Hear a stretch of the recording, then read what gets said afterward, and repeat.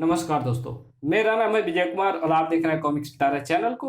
दोस्तों, अगर आप इस चैनल पर नए हो या अभी तक चैनल को सब्सक्राइब नहीं किया तो प्लीज चैनल को सब्सक्राइब कर देना और साथ में लगे बेल आइकन को जरूर प्रेस कर देना। दोस्तों, हम लोग कॉमिक्स पढ़ रहे थे हास्य हिंडोला, जो कि राज कॉमिक्स में हास्य हिंडोला की पहली कॉमिक्स है। दोस्तों, इस कॉमिक्स में राज कॉमिक्स के सभी सुपर हीरोज के फनी जोक्स टाइप की छोटी सी स्टोरी होती है, जो कि 1 पेज की, 2 पेज की या 5 या 6 पेज की हो सकती है। दोस्तों, ये कॉमिक्स इतनी हास्य और मजेदार होती है जिसे आप पढ़ करके आप हंसते हंसते लोटपोट हो जाएंगे। तो इस कॉमिक्स के पहले पार्ट में मैंने इसकी 4-5 स्टोरी को कवर कर लिया था। अगर वो पार्ट आपने नहीं देखी है तो प्लीज आप इस वीडियो के डिस्क्रिप्शन बॉक्स में जाइए, वहां पे आपको उसका लिंक मिल जाएगा, या इस वीडियो के आई बटन पे क्लिक करके आप उस वीडियो को देख सकते हैं। तो चलिए, हास्य हिंडोला के इस कॉमिक्स में इसके पार्ट 2 की पहली कहानी को शुरू करते हैं। उससे पहले हम इसके कवर पेज को देखेंगे। इसमें देख सकते हैं, इसमें बहुत सारे सुपर हीरो आपको देखने को मिल जाएंगे। फिर चाहे वो गब्बर हो, परमाणु हो, डोगा हो, इंस्पेक्टर स्टील हो, फिर सुपर कमांडो ध्रुव हो, बांकीलाल हो, नागराज हो, वो भेड़िया हो, शक्ति हो, सुपर इंडियन हो, या फिर तिरंगा हो। इसकी पहली कॉमिक्स है नागराज का बदला। नागरानी को पुत्र प्रदान करने के कारण बिसर्पी नागराज पर भड़की हुई थी। अप्रिय नागराज, मुझे नागद्वीप में ही एक गबरू नागमानव मिल गया है, वो भी घर जमाई, जोरू का गुलाम। सो मुझे भूल जाओ और मेरी जो तस्वीर तुम्हारे पास है वो मुझे लौटा दो। बिसर्पी नागराज गुस्से से गुर्राता है। नागराज ने अपने विश्व आतंकवाद के खिलाफ सफर में भेंट हुई लड़कियों फ्लोरिडा, तकासी, टीना, सिल्विया आदि आदि की तस्वीरें कलेक्ट की और गुर्राते हुए, दीदी, नागराज ने आपको एक मोटी सी एल्बम भेजी है। इस एल्बम में से अपनी तस्वीर निकाल लो, क्योंकि मुझे तुम्हारी शक्ल याद नहीं है।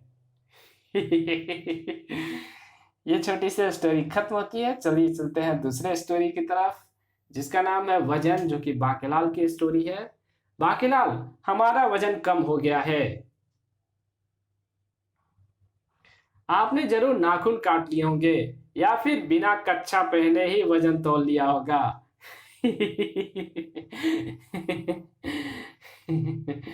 चलिए चलते हैं नेक्स्ट स्टोरी की तरफ, जिसका नाम है क्रिकेट मैच, और ये सुपर कमांडो ध्रुव की है। भैया, क्या देख रहे हो? वर्ल्ड कप क्रिकेट मैच, क्या ये मजेदार होता है?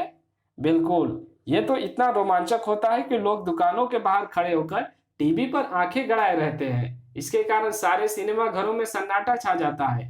मैं खुद सारे काम छोड़कर मैच में डूबा हुआ हूं, और मैच रोमांच के चरम पर जा पहुंचा है। यहां से एक गेंद भी मिस करना मतलब कि मजा खराब करना। कुछ समझी? समझ गई? क्या समझी? यही कि अगर मैं यहाँ टीवी के सामने खड़े होकर भांगड़ा करूं तो चॉकलेट के लिए मुझे 5 का नोट मुझे तुरंत भूल जाएगा। ये कहानी भी यही खत्म होती है। इसकी अगली कहानी है धर्मकुल्ला, जो कि डोगा की है। अरे सूरज, ये सारे कुत्ते बदमाश से कहाँ भागे जा रहे हैं? पता नहीं। भो भो, भागो भागो ड्रैकुला। ओह, सारे कुत्ते भाग खड़े हुए क्योंकि यहाँ पर फिल्म स्टार धर्म जी की फिल्म की शूटिंग होनी है। तो तुम भी निकल लो, वरना धर्म जी तुम्हें देखते ही कहेंगे, कुत्ते, मैं तेरा खून पी जाऊंगा। इसी के साथ ये भी छोटी सी स्टोरी खत्म होती है। अगली स्टोरी है ड्रामेबाज गब्बर, जो कि गब्बर की है। सांबा, मोहन जी बताइए कि गब्बर गुप्ता के कार्य इतने ड्रामेट्रिक क्यों होते थे? पूछिए मत, अव्वल दर्जे का ड्रामेबाज है ये आदमी। वो कालिया को जो गोली मारने वाला दृश्य है, आपको क्या लगता है तो उसके तमंचे में गोलियां भरी थी? ना जी, विक्स की गोलियां रखता था वो तमंचे में। गले में खराश जो रहती थी, उन तीनों को मैंने मारा था गुलेल से। और वो जो बेल्ट लेकर घूमते थे, वो इसलिए कि बेल्ट पहन ली तो दम घुट जाएगा उसका। दिन पे दिन तोन जो बाहर आ रही है। और वो जो बार बार पूछते रहते हैं कि कितना इनाम रखा है सरकार ने सिर पर, वो इसलिए कि सिर पर अब बाल तो जा रहे हैं तो हेयर ग्राफ्टिंग के लिए पैसा चाहिए था। और वो जो बसंती के पैरों के नीचे बोतल फोड़ी थी, घुर वो बोतल तो गब्बर के सर पर फोड़नी चाहिए थी। उसी बोतल ने सारा मजा खराब कर दिया। उसके बाद तो बसंती नाच ही नहीं पाई। सिर पकड़ती थी, गिर जाती थी। उसे उठाने के लिए मुझे गोलियां चलानी पड़ती थी। जिसकी आवाज सुनकर जय वहां पहुंच गया और बस खेल खत्म। वो बोतल तो गब्बर के सिर पर फोड़नी चाहिए थी। गुर्र। गब्बर की ये छोटी सी स्टोरी भी खत्म होती है। अब इसके आगे की स्टोरी है गब्बर गुप्ता का वायरस।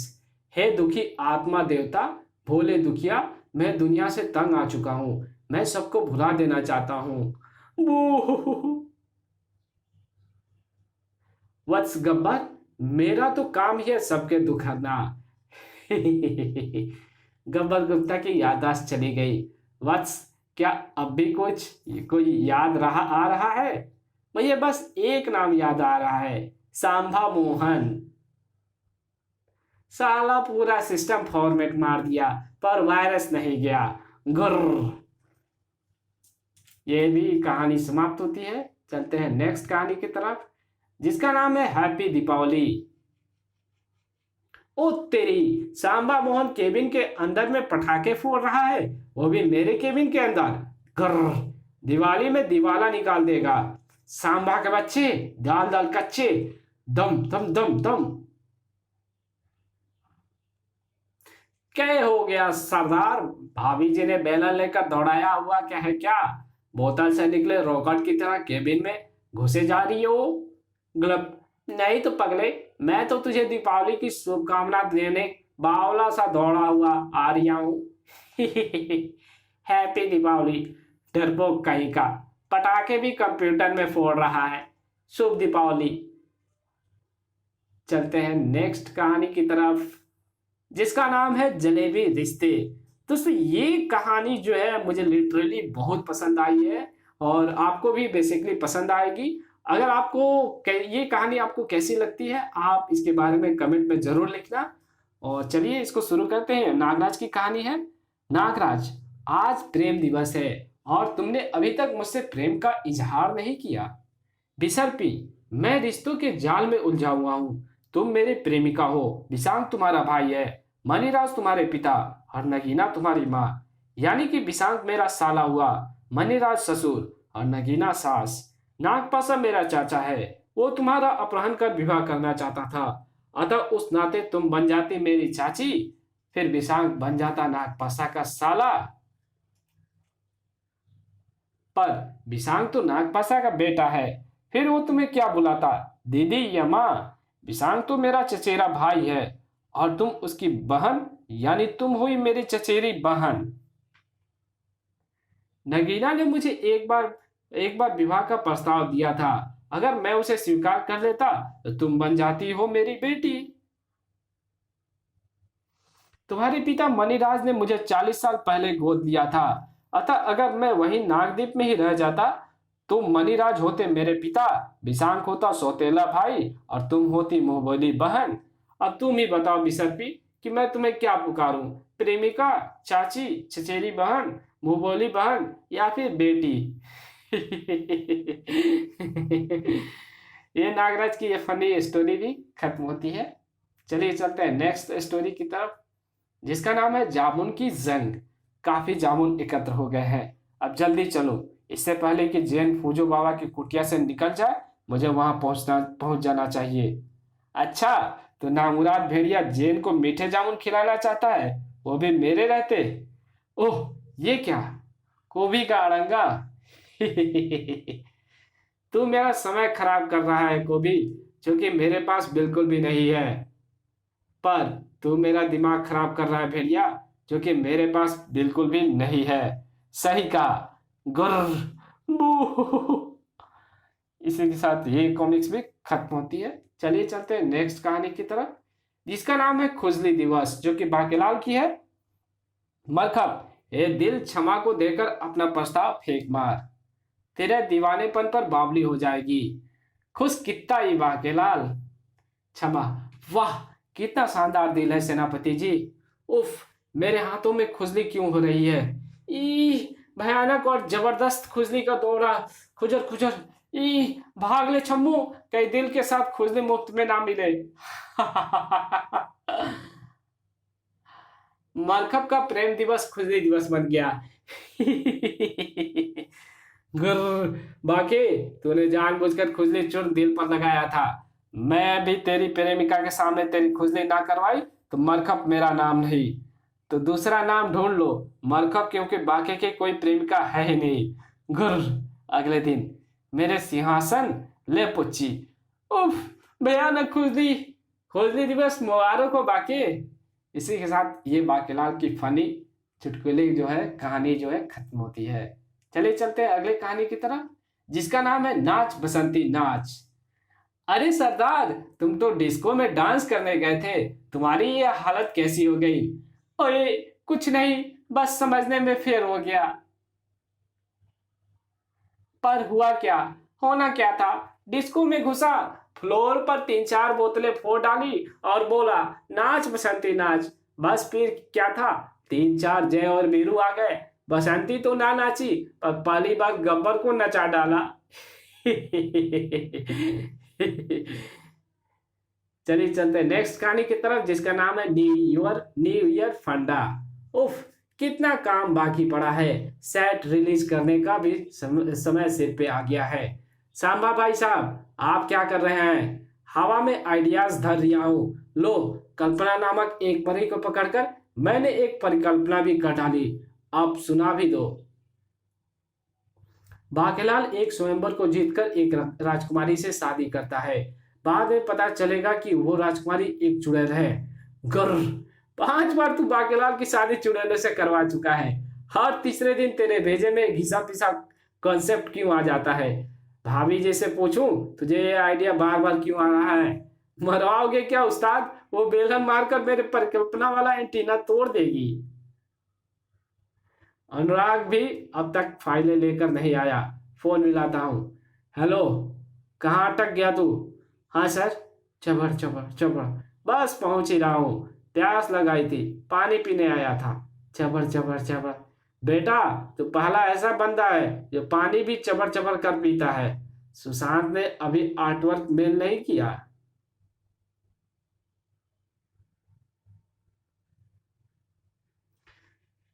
आई चिकनी चमेली छिप के अकेली। संजय जी का फोन है। संजय जी का है तो संजय जी को दो ना। अबे संजय जी फोन पे बात करना चाहते हैं। ओ जी, 12 बज गए हैं, अब तो ब्रश कर लो। तुमसे शादी करके तो जिंदगी नर्क बन गई है मेरी। जी सर, जी सर, हाँ जी सर, बिल्कुल जी सर, काम पर ही लगा हूँ सर, पूरा डिसिप्लिन के साथ। दूसरा पेज लगभग पूरा हो गया है, बिजली गई हुई है, आते ही मेल करता हूँ। चमेली ना चली जाए। कमबख्त, शादी के बाद भी नहीं सुधर पाता। पता नहीं कौन से डिसिप्लिन की बात कर रहा है। अब किसकी कॉल आ रही है? मंदार सर, मैं कुछ कह रहा हूँ, सागर बावला हो गया है, मानसिक रूप से दिवालिया हो गया है। और नहीं तो क्या टोनू भाई? मंदार, ऐसा भी कहीं होता है क्या? अरे वो जो कहानी है तिलस्मु तोड़ू नागराज, उसमें तिलस्मी में घुसने का आइडिया कितना बकवास है, और तिलिस्मासुर को अमृत पिलाकर मारने का वो तरीका था, वो तो टोटली वाहियात था। गुर्र, वो दोनों सिचुएशन तो मैंने लिखी है। अब तो मेरी स्टोरी एडिट करके नाक का पकौड़ा एडिट करेगा, नाक का पकौड़ा बना दूंगा। ढेसुम। वो आइडिया था, तभी सोचू, वो आइडिया आपका था, तभी सोचू कि सागर बावले ने इतना धांसू आइडिया कैसे सोच लिया। क्या जबरदस्ती, मेरा मतलब जबरदस्त कॉन्सेप्ट है। वाह, मजा आ गया। कोई और तो सोच ही नहीं सकता ऐसा आइडिया सिवाय बॉस के। Boss is always right. हाँ टोनू भाई, मुझे भी स्टोरी कुछ हटके लग रही है। मनी, तुम आधा घंटा लेट क्यों आई हो ऑफिस में? सर, अब काम वाम में मन नहीं लगता मेरा। अब मैं मक्कारी के पैसे खाना चाहती हूँ। मेरे लिए एक अलग सा केबिन बना दो आप। उफ, नागराज जन्मोत्सव में विवेक मोहन का रोल क्या कर दिया? छोरी तो कैरेक्टर से बाहर ही नहीं निकलना चाहती।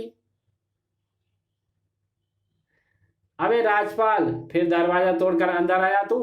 ओ जी नहीं जी, गिर गया जी, पगार बढ़ा दो जी, एनक लगवाना है। पगार क्यों बढ़वाएगा, कंपनी अपने नाम करवा ले, आजा बैठ जा मेरे कुर्सी पे। गुर्र। हाँ अब तो बुरा मान गए जी, मतलब इस ऑफिस में कैलेंडर के अलावा कुछ भी नहीं बदला।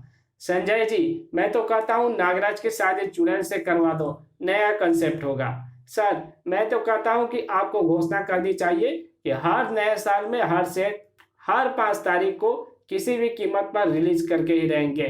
आंबर डकार। इसी के साथ ये कहानी समाप्त होती है। चलिए चलते हैं अगली कहानी की तरफ, जिसका नाम है सबसे बड़ा दुश्मन। अच्छा, ये बताइए संभा मोहन जी कि गब्बर गुप्ता का सबसे बड़ा दुश्मन कौन था? डाकू हलकान सिंह। क्या? डाकू हलकान सिंह? पर वो क्यों? क्योंकि डोगा की कॉमिक्स में आने के बाद वो गब्बर से ज्यादा पॉपुलर हो गया था। इस बात पर गब्बर हलकान और डोगा दोनों से चिढ़ गया। अच्छा, तो ये बात थी। हाँ, इतना ही नहीं, उसे कुत्तों से इतनी चिढ़ हो गई कि उसे हर इंसान के अंदर कुत्ता नजर आने लगा। तभी तो वो कहता था, उठा बंदूक और लगा निशाना इन कुत्तों पर। अच्छा, तो ये बात थी। और क्या, मैं पागल था जो हर वक्त टीले पर चढ़ा रहता था। चलिए चलते हैं अगली कॉमिक्स की तरफ, जिसका नाम है सर्प संदेश। मोटा शिकार है, छोड़ूंगा नहीं। आज तो बुरा फंसा, अब नागराज का ही भरोसा है।